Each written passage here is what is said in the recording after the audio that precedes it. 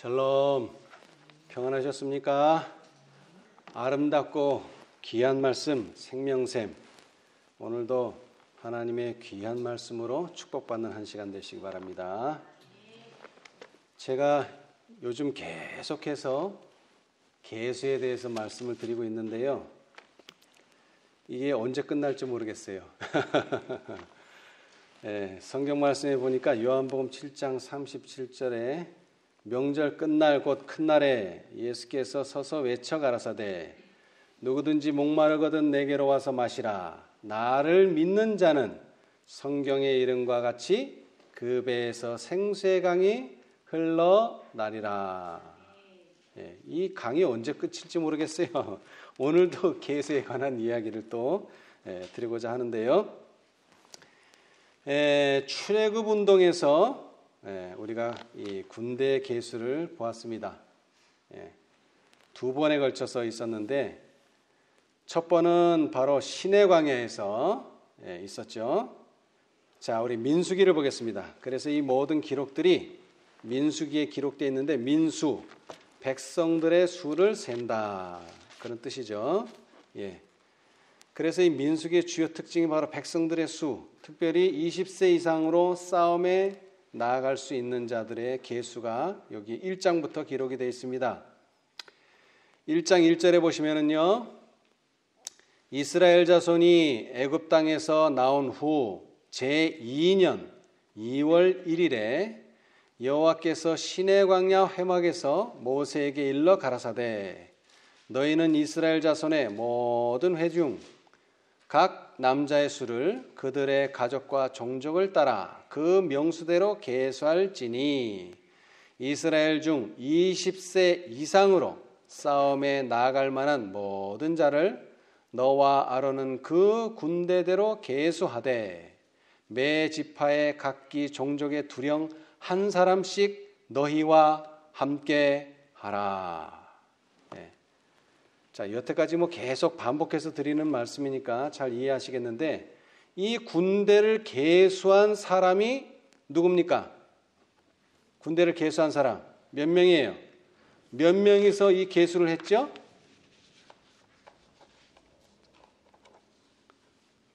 몇 명이서 계수를 했어요?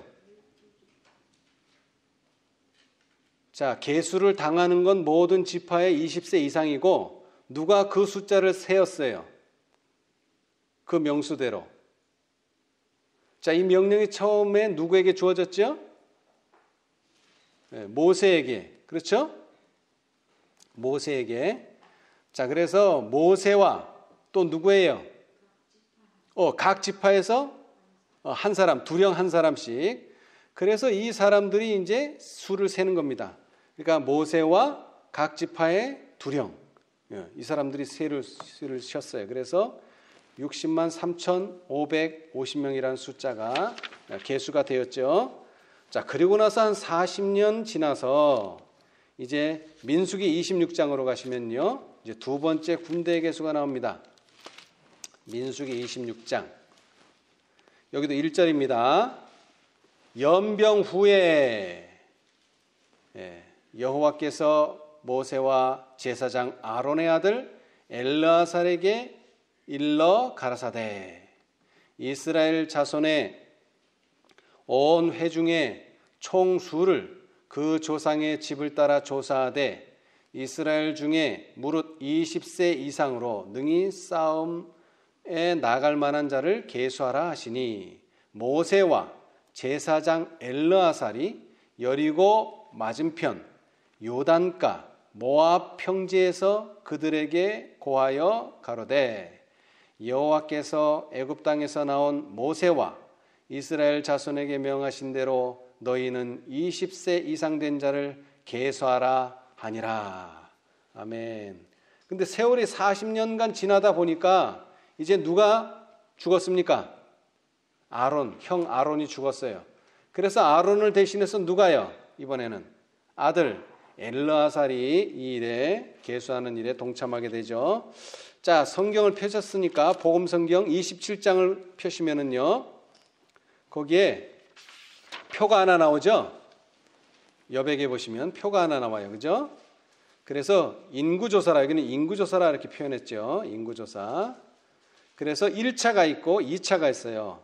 1차는 출애굽 제2년 2월 1일 날 조사가 되었고, 그 다음에 2차는 출애굽 40년 가나안 건너기, 가나안 들어가기 직전에 조사가 이루어졌습니다. 자, 그런데 두 번째 줄에 보시면 이 첫 번째 조사의 목적은 행군 질서와 군대 편성, 그 다음에 두 번째 2차 조사의 목적은 가나안 기업 분배와 군대의 재조직이라, 아주 적절한 표현을 해놨어요. 자, 그런데 그 도표에서 숫자가 쭉 기록되어 있는데 1차에서 제일 많은 지파는 어느 지파입니까? 군대가 제일 많은 지파 60만 3,550명 가운데 제일 많은 지파 어느 지파예요? 12지파 중에 유다 지파죠? 이 두 번째 지파하고 차이가 엄청 많이 나와요. 유다 지파는 7만이 넘잖아요. 그렇죠? 근데 7만 가까운 지파가 없어요. 두 번째는 6만이에요. 6만. 그러니까 차이가 엄청나면서 최고로 많은 숫자는 어느 지파라고요? 유다 지파입니다. 유다 지파. 자, 그런데 이 상황은 2차 조사에서도 변함이 없습니다. 2차 조사에서도 누가 어느 지파가 가장 많습니까? 유다 지파가 단연 많습니다. 유다 지파가 단연 많아요. 그리고 그 수도 증가했어요. 줄어든 게 아니에요. 증가했어요. 1900명 작은 수이긴 하지만 하여튼 증가했어요. 그래서 이 12지파 중에 최고로 많은 숫자를 가진 지파가 바로 유다 지파입니다. 지금까지 우리가 이 계수들을 공부했어요. 그리고 이 계수들은 다 출애굽하는 동안에 이루어졌어요. 그리고 여호와께서 일러 가라사대, 여호와의 명령으로 계수가 이루어졌어요. 그런데 오늘 드릴 이 계수는요 전혀 다릅니다. 다른 시대에 있었고요, 다른 목적으로 계수가 이루어졌어요. 출애굽 후에 한 500년이 지나서 이스라엘은 번성했고요, 반역이 있긴 했지만 태평성대를 누리던 다윗 시대에 이제 계수가 다시 한번 이루어집니다. 자, 우리 역대상 역대기상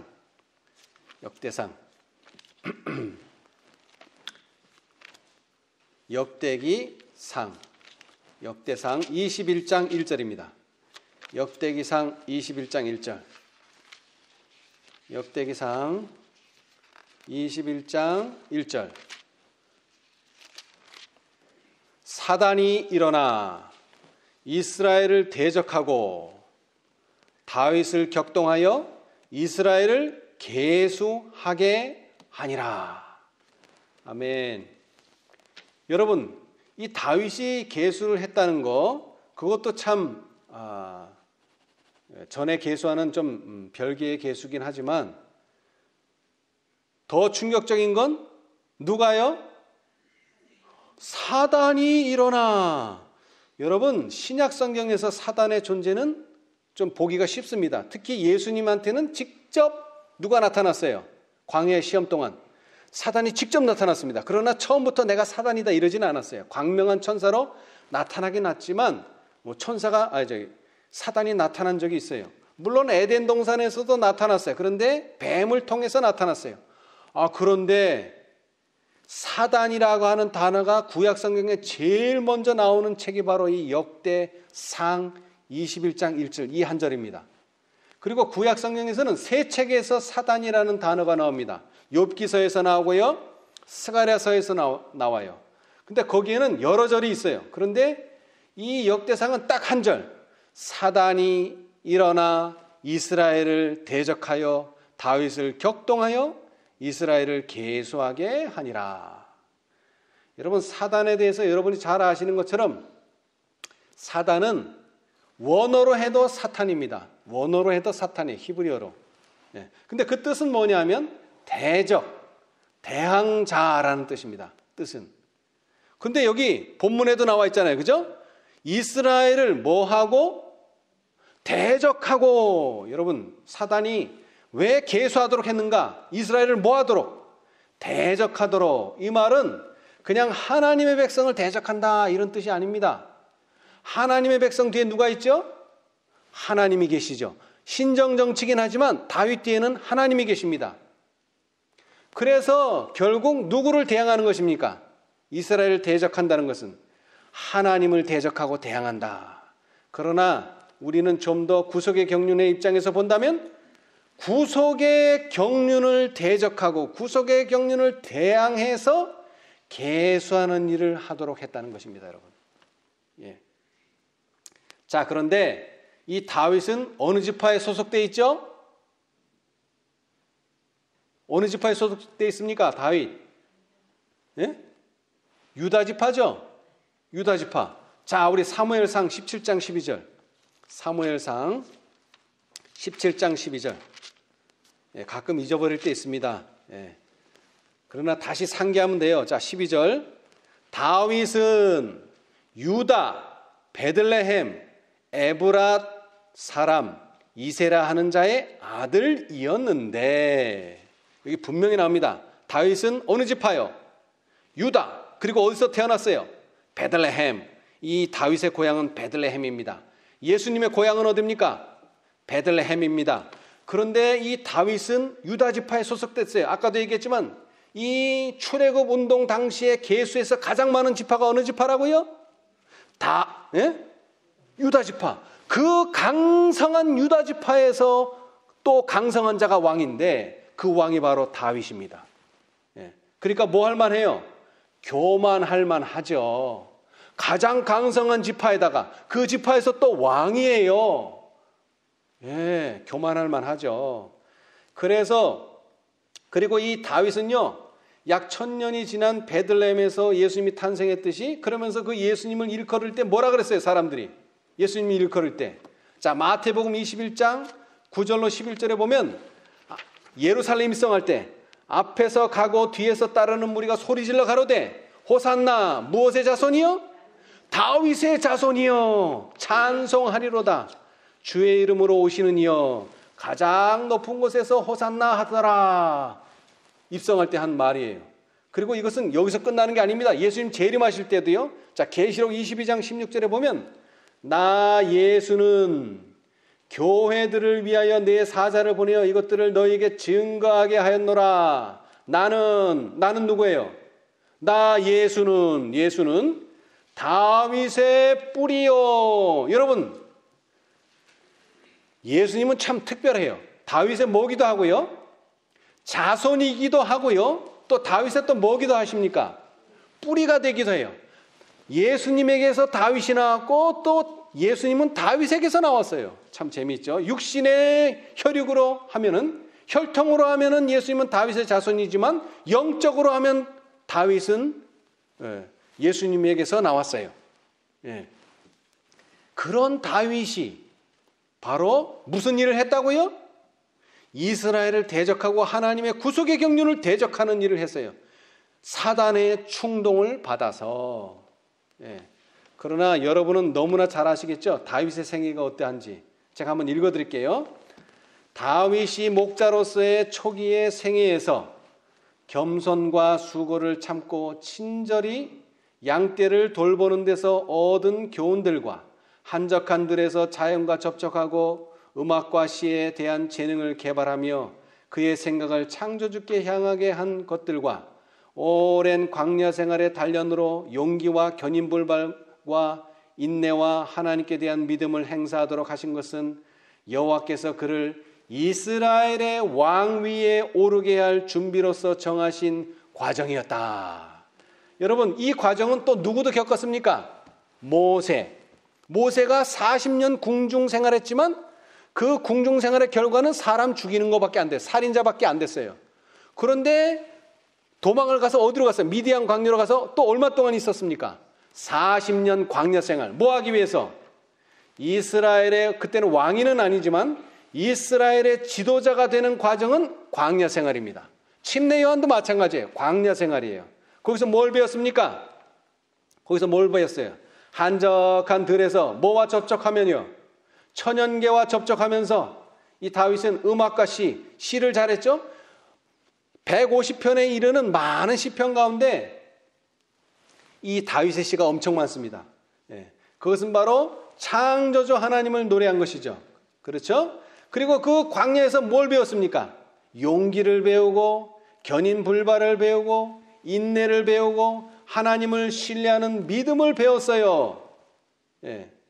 그런 다윗은 하나님의 사랑에 대한 귀중한 경험을 겪었고, 여러분 또 이 다윗이 얼마나 엄청난 시련을 겪었습니까?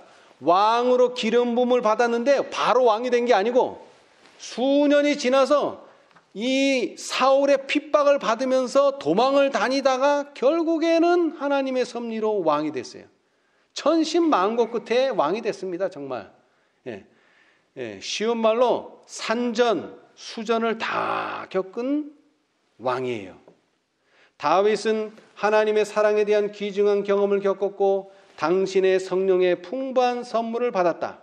그리고 사울의 역사에서 그는 단순한 인간적 지혜가 얼마나 무가치함을 보았다. 그러나 세속적 성공과 명예는 다윗의 품성을 매우 약하게 하여 그는 유혹자에게 여러 번 패배를 당하였다. 이렇게 산전수전을 다 경험했지만 여러분 다윗의 생애를 보면 시험에 빠지는 때가 종종 있었죠. 자, 그런데 그것은 개인적으로 어려움을 당했어요. 그러나 이번의 시험은요, 이것은 하나님의 경륜을 막는 행위였습니다. 이스라엘을 대적하는 행위가 되어버렸어요. 자, 그래서 이 계수하게 된 배경을 또 좀 봐야 되는데요. 자, 이번에는 다 함께 우리 찾아보겠습니다. 부조와 선지자 다윗이 계수하게 된 배경, 부조와 선지자 746페이지입니다. 746페이지. 다윗의 말년이라고 하는 장인데요. 말년에 이런 실수를 했습니다. 구속의 역사 351페이지. 구속의 역사로는 351페이지. 다윗의 만년이라. 자, 제가 한번 읽어보겠습니다. 압살롬의 멸망으로 즉시 그 나라의 평화가 회복되지는 않았다. 민족의 대부분이 반역에 가담했으므로 다윗은 지파들의 초청이 없이는 수도에 돌아가 권자에 오르기를 원치 않았다. 압살롬의 패배에 뒤따른 혼란 중에 왕을 다시 모시려는 신속하고 결정적인 움직임이 없었다. 마침내 유다 지파에서 다윗을 돌아오게 하려는 일을 기도했을 때에 다른 지파들의 질투심을 일으켜서 마침내 반혁명이 뒤따르게 되었다. 그러나 그것은 신속히 진압되어 이스라엘에 다시 뭐가 돌아왔다고요? 평화가 돌아왔다.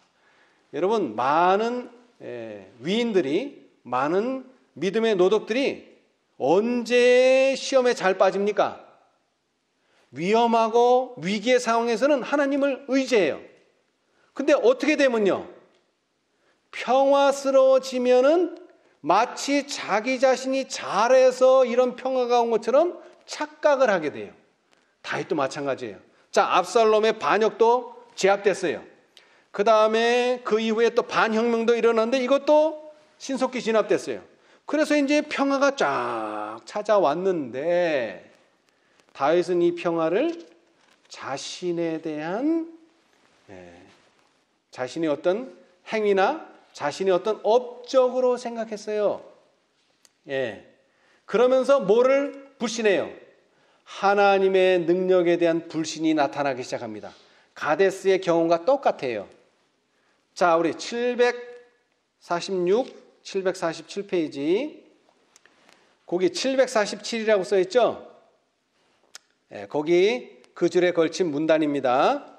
이방 백성과의 교제는 그 민족들의 풍습을 따르고 싶은 욕망을 일으켰고 세속적 위대함에 대한 야심을 불붙게 하였다.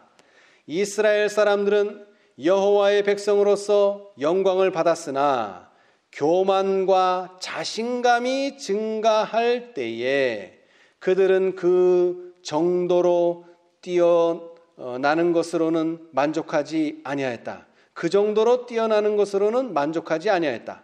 그들은 오히려 다른 민족들 중에서의 높은 명성을 갈구하였다. 이런 정신은 유혹을 자청하지 않을 수 없었다. 다윗은 외국 민족들 중에 그의 정복을 확대할 목적으로 군대를 증강시키고자 결심하였다. 정령에 달한 모든 사람에게 군 복무를 요구하기로 작정했다. 이 일을 하기 위해서는 인구조사를 할 필요가 있었다. 왕이 이 일을 한 것은 교만과 야심 때문이었다. 뭐 때문에 인구조사를 하게 됐다고요? 교만과 야심. 백성을 계수함으로 다윗이 왕위에 오를 때에 나라가 약하였던 것과 그의 치세 아래 나라가 강하고 번영한 것 사이에 큰 차이가 나타날 것이다. 이 일은 이미 왕과 백성 양편이 다 지나치게 자신들을 믿는 마음을 갖고 있었는데 그것을 더욱더 조장하게 될 것이다.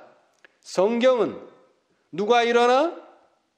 사단이 일어나 이스라엘을 대적하고 다윗을 격동하여 이스라엘을 계수하게 하니라고 말한다.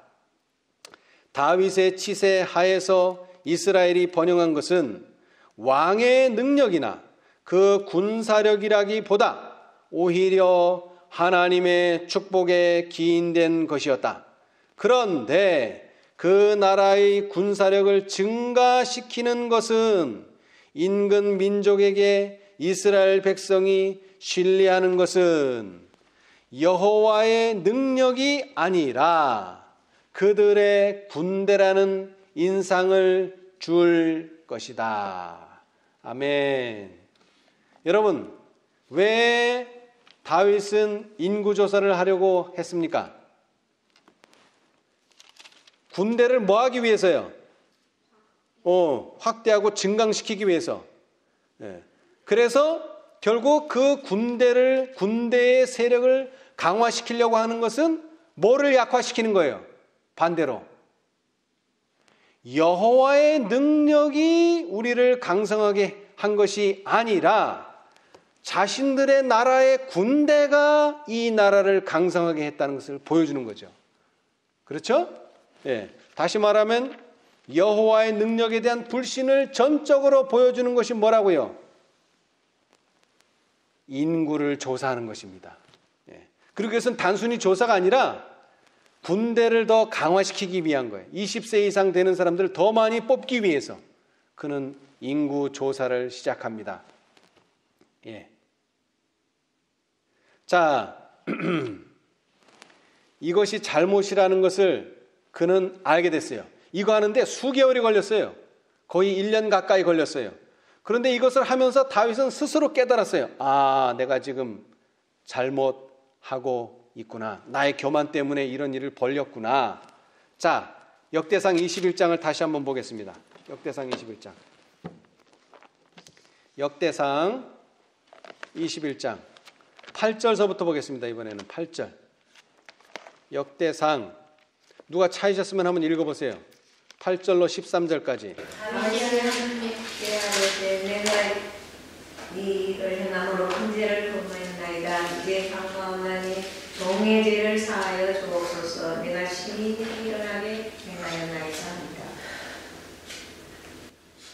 13절까지요. 가서 다윗에게 말하여 이르기를 여호와의 말씀이 내게 너게 세 가지를 보이노니 그 중에서 하나를 택하라. 내가 그것을 너게 행하리라 하셨다 하라. 가시 다윗에게 나아가 보아되 여호와의 말씀이 너는 마음대로 택하라. 혹 3년 기근을지 혹 너가 석 달을 대적에게 피하여 대적의 칼에 쫓길 것일지 혹 여호와의 칼 곧 온전히 사흘 동안 이 땅에 유행하며 여호와의 사자가 이스라엘 온 지경을 멸할 일일지 하셨나니 내가 무슨 말로 나를 보내신 이에게 멸할 것을 결정하소서. 13절이에요? 다윗이 가세게 이르되 내가 공경에 있도다. 여호와께서는 긍휼이 심히 크시니 내가 그의 손에 빠지고 사람의 손에 빠지지 않기를 원하나이다. 아멘. 자, 여러분, 다윗이 이제 자신의 잘못을 깨달았을 때 다윗은 직접 하나님께 아뢰었습니다. 직접 하나님께 기도했습니다. 근데 그 기도의 응답은 다윗에게 직접 왔습니까? 누구를 통해서 왔습니까? 기도는 직접 했어요. 그러나 답은요, 선지자를 통해서 왔습니다. 그렇죠? 이것이 바로 복음의 질서고 이것이 바로 교회의 질서입니다. 이 질서를 따라서 가시 나타나요. 선지자 가시. 그러면서 세 가지 중에 하나를 택하라 그랬습니다. 자, 뭡니까? 세 가지가. 하나는 3년 기근, 하나는 3달 동안 전쟁을 하는 것, 그 다음에 하나는 3일 동안 뭡니까? 온역을 앓는 것입니다. 자, 공통이 뭡니까? 공통. 3입니다. 3. 3년의 기근. 그 다음에 3달의 전쟁, 칼. 그 다음에 3일의 온역. 그런데 사실은 이게 한 가지입니다. 한 가지. 자, 보세요. 여기에 사각형이 있어요. 그런데 이 길이를 길게 하면은 요게 짧아지면은 요 면적이나 지금 이 면적이나 같습니까? 틀립니까? 가로 곱하기 세로니까 1 곱하기 10 하나, 10 곱하기 1 하나. 면적은 똑같잖아요. 무슨 얘기인지 아시겠어요? 그러니까 3년 동안은 작은 피해를 주는 기근이 3년을 가는 거예요. 그죠? 그래도 죽는 사람은 7만. 그 다음에 기간은 3일밖에 안 돼. 그런데 이 온역은 엄청난 세력을 갖기 때문에 7만이 죽어. 3일 만에 7만이 죽어. 그러나 3년 기근 되나 3일 온역 하나 죽는 사람은 몇 명? 7만이에요. 그리고 3달을 전쟁을 하나 죽는 사람은 7만이에요. 그죠? 그런데 그거를 오랫동안 경험할 것이냐, 그냥 3일로 끝낼 것이냐, 그 차이일 뿐이지. 그러니까 결국 받는 피해는 똑같다 이 말이에요. 그러니까 이것을 다윗은 이미 캐치했어요. 이렇게 해도 7만 죽고 저렇게 해도 7만 죽어요. 뭐 이렇게 한다고 더 적게 죽고 이렇게 한다고 더 많이 죽는 건 아니에요. 똑같아요. 자, 그런데 공통적인 숫자는 3입니다. 자, 그런데 재앙은 이 온역은요 엄청난 세력을 가지고 있어요. 그래서 얼마만이면 끝나요? 단지 3일이면 끝나요. 3일이면 끝나요. 근데 하여튼 공통적인 숫자는 3이에요. 자, 여러분 코로나19의 19가 무슨 뜻입니까? 19. 뭐 19라고도 하고. 왜 19예요? 거기 왜 19가 붙었어요?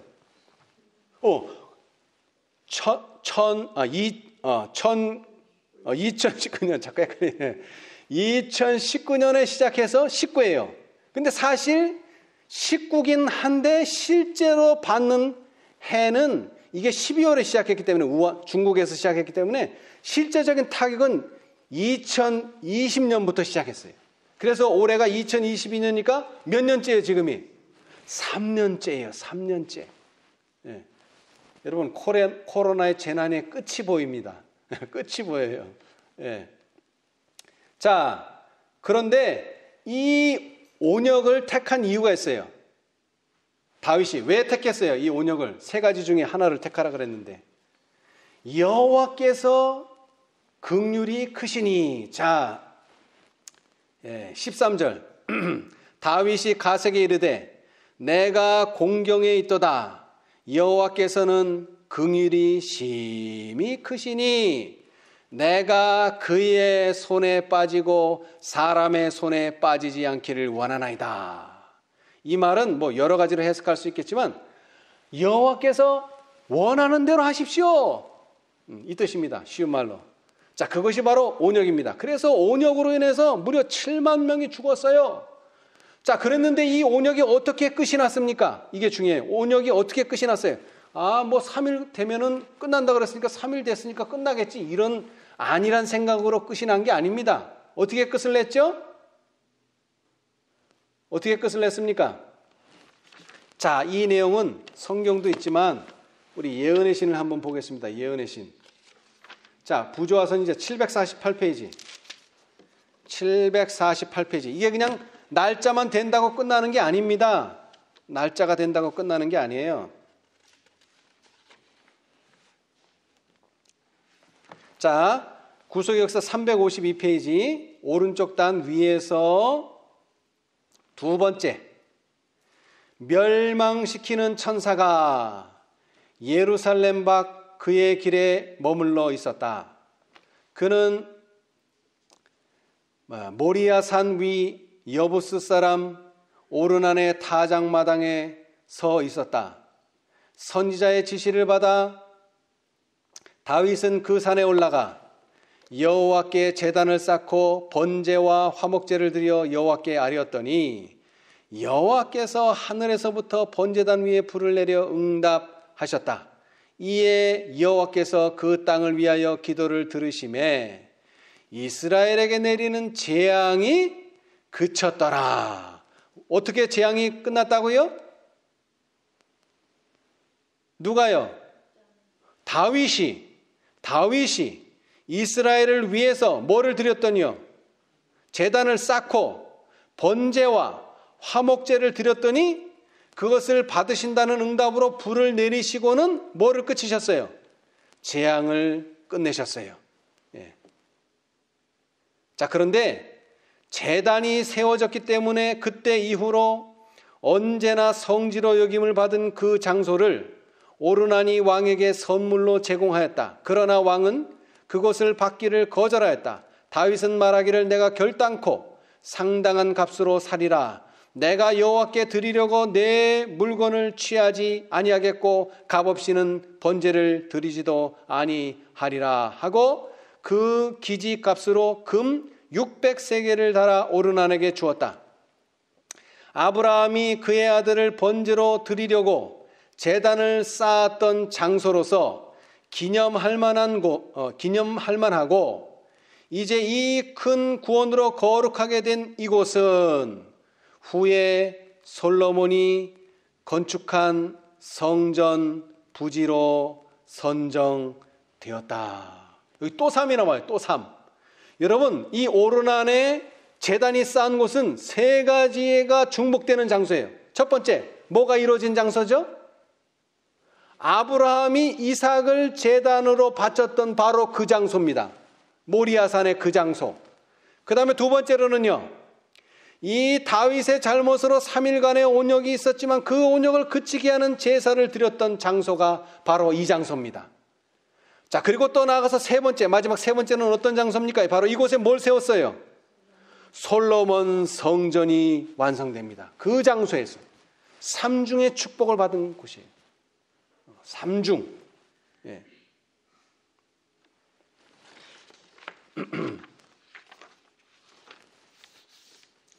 여러분, 이 장소는 어떻게 세상 앞에 드러나게 됐습니까?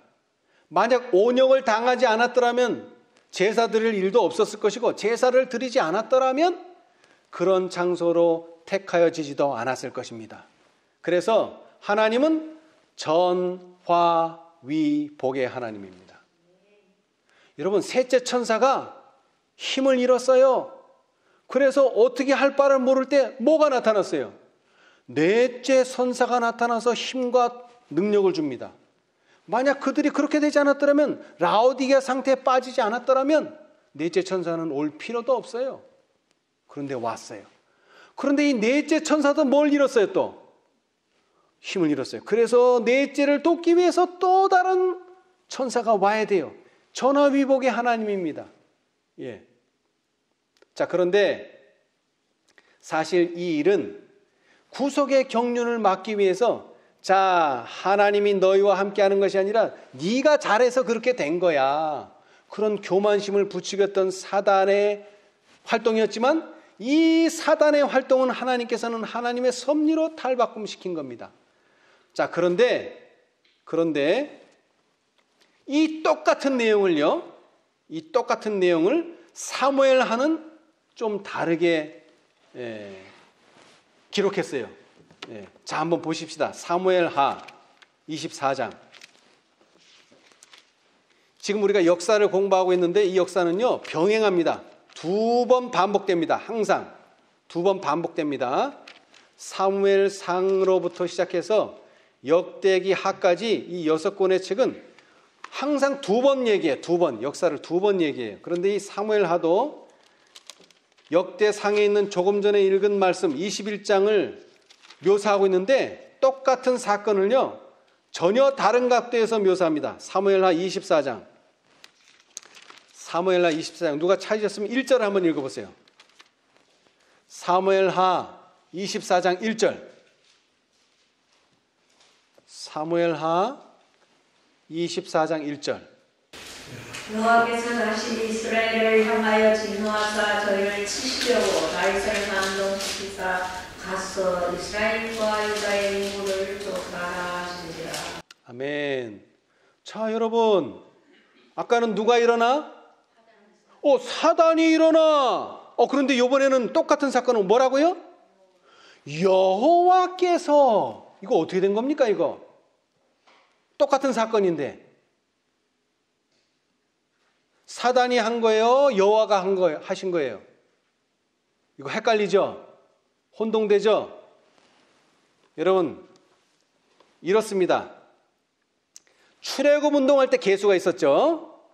여러분, 출애굽 할 때에 성경절은 출애굽기 4장 21절은 여호와께서 모세에게 이르시되 내가 애굽으로 돌아가거든 내가 내 손에 준 이적을 바로 앞에서 다 행하라.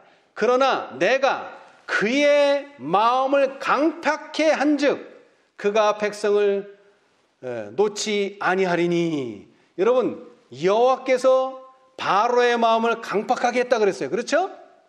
성경절은. 근데 사실 여호와가 강팍하게 했습니까? 바로가 스스로 강팍하게 했습니까?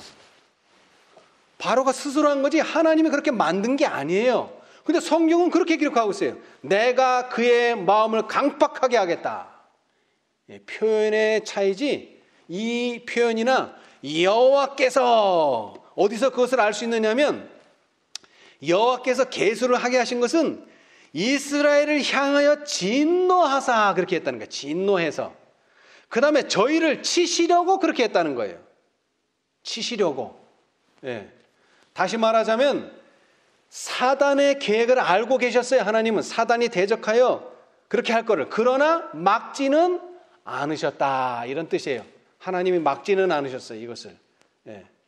자, 그래서 이 바로의 마음을 강팍하게 했다는 표현을 화이 선지자께서는 분명하게 말씀하고 계십니다. 자, 부조화 선지자 268페이지. 우리 한번 읽어보시겠습니다. 부조화 선지자 268페이지. 부조화 선지자 268페이지. 만약 이거 예언의 신 없으면요, 이거 이해하기 좀 힘듭니다. 268페이지. 268페이지. 자, 거기 중간쯤 보시면 오른쪽 단에 구속의 역사 126페이지. 오른쪽 단 중간쯤 보시면 하나님께서 바로에 대하여 내가 그의 마음을 강팍해 한즉 그가 백성을 놓지 아니하리니라고 말씀하셨다. 왕의 마음을 강팍하게 하는 초자연적 능력이 행사되었던 것은 아니다.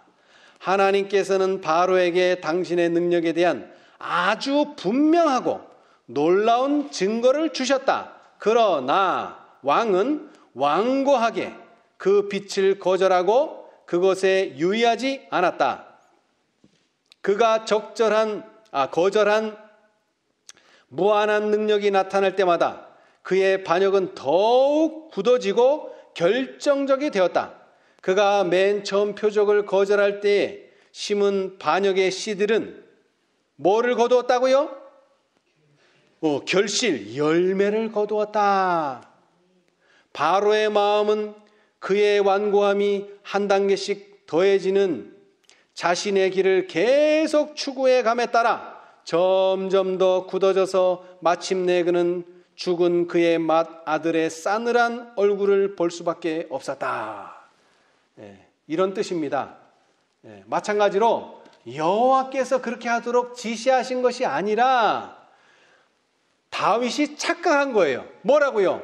하나님의 뜻일 것이다. 추측한 거예요. 그래서 그는 했는데 사실 마음속에는 그의 교만과 야심으로 인구조사를 한 겁니다. 사실은. 예. 자, 여러분, 다윗의 잘못으로 인구조사를 하게 되고 그로 말미암아 재앙이 초래되었지만 재앙이 내린 것은 순전히 다윗의 잘못만은 아니었습니다. 자, 이것은 제가 읽어드리겠어요. 부조화 선지자 748페이지에 보시면 인구조사하는 일은 백성 중에 불만을 일으켰으나 그들 자신들도 다윗의 행위를 자극시킨 동일한 죄악을 품고 있었다. 우리가 이렇게 잘 사는 것은 누구 덕이다? 우리가 잘해서 그런 거다. 하나님이 도와주신 축복이 아니라고 생각했어요. 여호와께서 압살롬의 죄를 통하여 다윗을 형벌하신 것처럼 다윗의 과오를 통하여 이스라엘의 죄악을 벌하셨다. 예.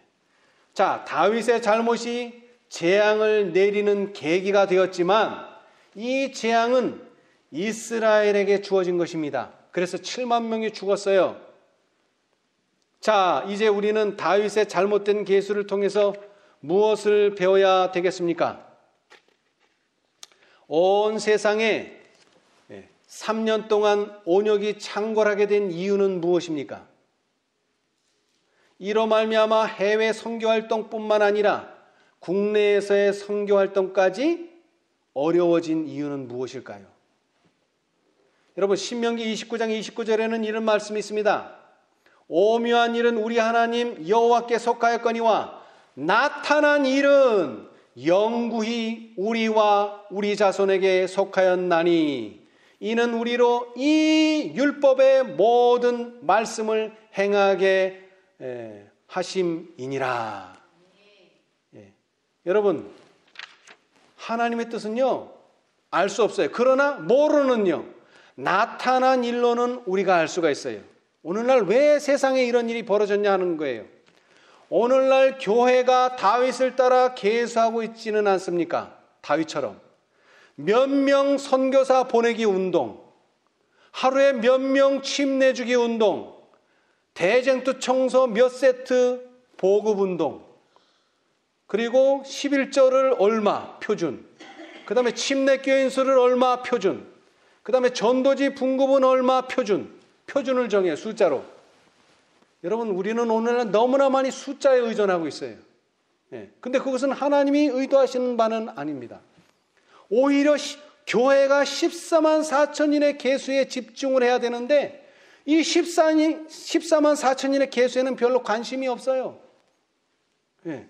그리고 다른 일에 계수하는 일을 계속합니다. 자, 우리 계시록을 보겠습니다. 계시록 14장 14만 4천인에 대한 말씀이죠. 계시록 14장 계시록 14장 4절입니다. 이 사람들은 여자로 더불어 더럽히지 아니하고 정절이 있는 자라. 어린 양이 어디로 인도하든지 따라가는 자며 사람 가운데서 구속을 받아 처음 익은 열매로 하나님과 어린 양에게 속한 자들이니 이 사람들은 여자로 더불어 더럽히지 아니하고 정절이 있는 자라. 이 사람들은 여자로 더불어 더럽히지 아니하고 정절이 있는 자가 맞습니다. 그러나 더 중요한 것은 어린 양이 어디로 인도하든지 따라가는 자며, 어린 양을 앞서가서는 안 됩니다. 절대로 안 됩니다. 우리는 어린 양을 따라가야 합니다. 그러한 사람들이 열매요, 특별히 하나님과 어린 양에게 속한 자들이다 그랬습니다. 여러분, 오늘날 이 시대에 사단에 속한 백성이 있고요, 하나님과 어린 양께 속한 백성이 있어요. 이것을 나누기 위해서 짐승의 표와 하나님의 인이 존재하는 것입니다.